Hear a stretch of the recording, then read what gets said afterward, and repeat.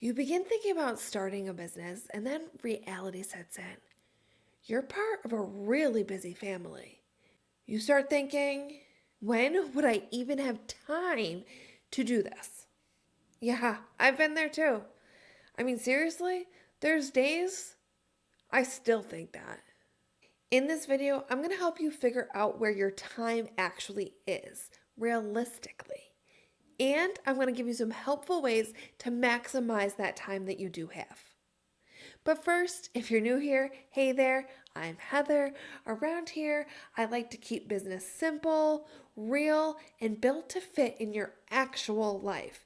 If that sounds good to you, if that hits home, then stick around and subscribe. You found yourself in the right place. All right, so you have a full schedule. You've got maybe kids, a full time job. You have your home responsibilities, family responsibilities, responsibilities, right? Um, I know, I'm there. I have three kids and I have to get them everywhere they need to go, provide for them, do their laundry, cook them their meals. I get it. And I'm not here to tell you just wake up at 5 a.m., get up, 4 hours before the kids or whatever it is, and never go to bed until midnight because sleeping only 4 hours a day is not good for you. So, what am I here to talk to you about? Let's talk about the real issue. The real issue is not that you have no time. I thought that too before. The issue is not knowing what to do when you do have that time. Feeling like you need to have huge blocks of time. Like if you can't work 4 hours or more, then it's just not worth it. You'll never get anything done. That's not the case. Sometimes the problem is also overthinking what we need to get done in that amount of time or not spending the time on what is productive. I'm here to tell you, you don't need more time. You don't have to wake up at 5 a.m. unless you're a morning person. I am not. What you need is clarity and focus. Yeah, you heard me. That ever stressful idea of trying to have to focus on something. But unclear work equals no results. No results means wasted time. That is where our problem sits. It's not that we don't have time, it's that we're wasting the time we do have. Let me say it another way. It's not about having hours. It's about knowing what to do in the time that you do have. A while back, I did an experiment.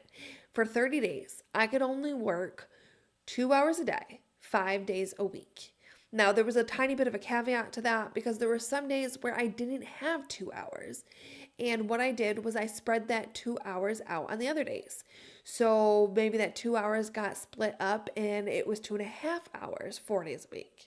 The biggest thing that I learned out of that time was absolutely making sure I was working strategically, that I worked focused. And I realized I was getting more done in those 2 hours or 2.5 hours, depending on how the work week fit, than I had been getting done when I was working 40 hours in my business. Now, I have the ability to be able to do that, but not everyone does. And so I wanted to limit myself and make sure that I did not work any more than the 10 hours a week, 2 hours, 5 days a week. So I held myself tight to that 2 hours so I could report back to you on what I learned. And I'm telling you, focus was key. Also, putting in systems in place. When you put systems in place, when you're focused, when you know exactly what you're working on, things move faster. There's no guessing on what to work on. There's no guessing what to do next. It's already written out for you. You don't spiral into the, oh my goodness, I have to do this, I have to do this. No, you have a clear list. And at the end of this 30 days, I was like, wow, I felt supercharged. I felt so confident that I could tell you guys that you can also do this because it's not hard to find 2 hours a day or 10 hours a week. It really isn't. Once you start looking at it, you can find it. So I want to help you figure out what this looks like. You can find these 10 hours a week, or if you need to, maybe only 8 hours a week right now. But you can fit 30 minutes maybe before the kids wake up, or while the kids are eating their breakfast. You can do some work then. Um, Lunch breaks, after the dinner, before the kids go to bed, maybe they have 30 minutes of quiet time and you can go ahead and work there. Other things I like to do are, school drop offs and pickups. I can actually sit in my car. Maybe I have an extra 15 minutes between running to Walmart and picking up my youngest at school. And I have that 15 minutes and I know in my head what I want to do.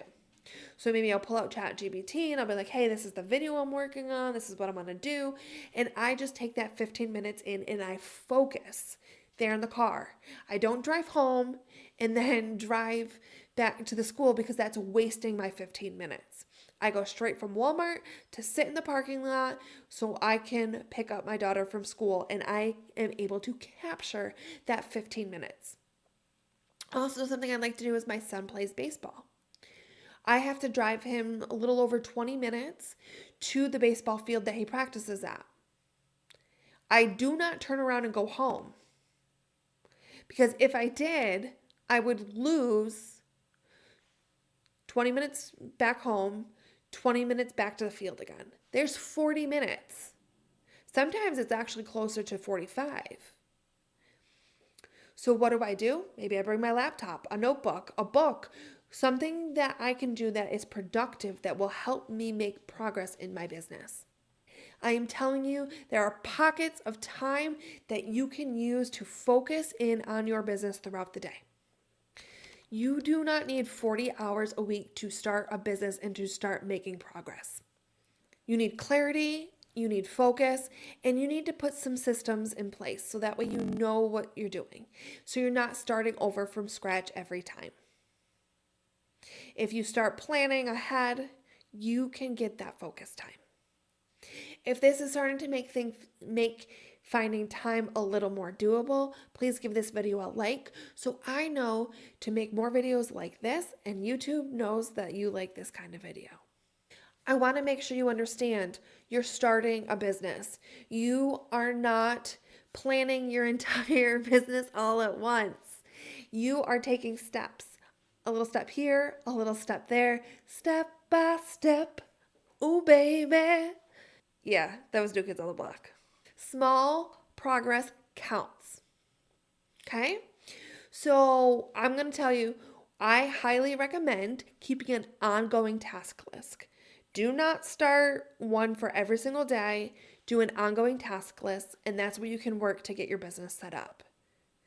From this point to this point, not of this day, then this day, then this day. You're setting yourself up for failure.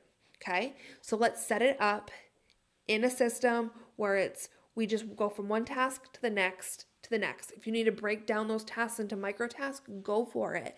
You will see the results as you check off each of those micro tasks.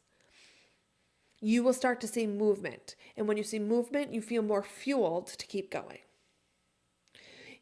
On the other hand, if you do a daily task and you do not see yourself checking anything off, you are going to get discouraged and have trouble coming back each day.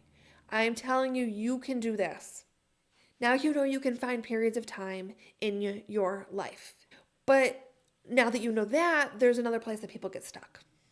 People start thinking, oh gosh, I need to learn this. I need to learn that. I need to do this. They start looking at all the advice out there and they want to know, how do I even know who to follow and what to listen to? This is so important because I want to make sure that you get the right advice and you know how to filter out that advice that you're getting. So I'm going to break all that down in the next video. Watch this one next.